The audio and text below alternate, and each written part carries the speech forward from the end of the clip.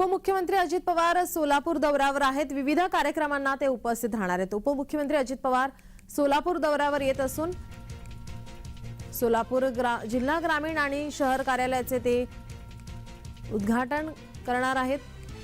तसेच सोलापूर जिल्हा या ठिकाणी कार्यकर्त्यांच्या मेळाव्याला ते मार्गदर्शन करतील।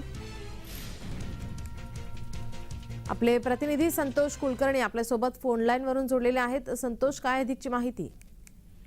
उपमुख्यमंत्री अजितदादा पवार साहेब आज सोलापूर दौऱ्यावर आहेत। 9:30 वाजता त्यांचं सोलापूरमध्ये आगमन होणार आहे। सर्वप्रथम ते ग्रामदैवत सिद्ध रामेश्वर महाराजांच्या मंदिरात जाऊन दर्शन घेतील।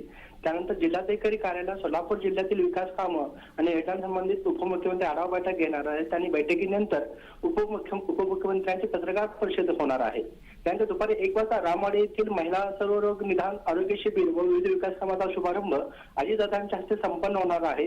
तर दुपारी 3 वाजता राष्ट्रवादी काँग्रेस पार्टीचे ग्रामीण व शहर कार्यालयाचे उद्घाटन अजितदादांच्या हस्ते संपन्न होणार आहे। 4:30 वाजता सोलापूर जिल्हा राष्ट्रवादी काँग्रेस पक्षाच्या वतीने कार्यकर्ता मेळाव्याचे आयोजन करण्यात आले असून त्या मेळाव्याला अजितदादा संबोधित करतील।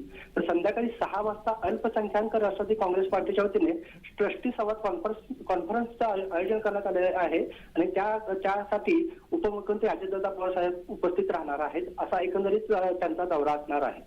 धन्यवाद संतोष, तुम्ही दिलेल्या माहितीसाठी।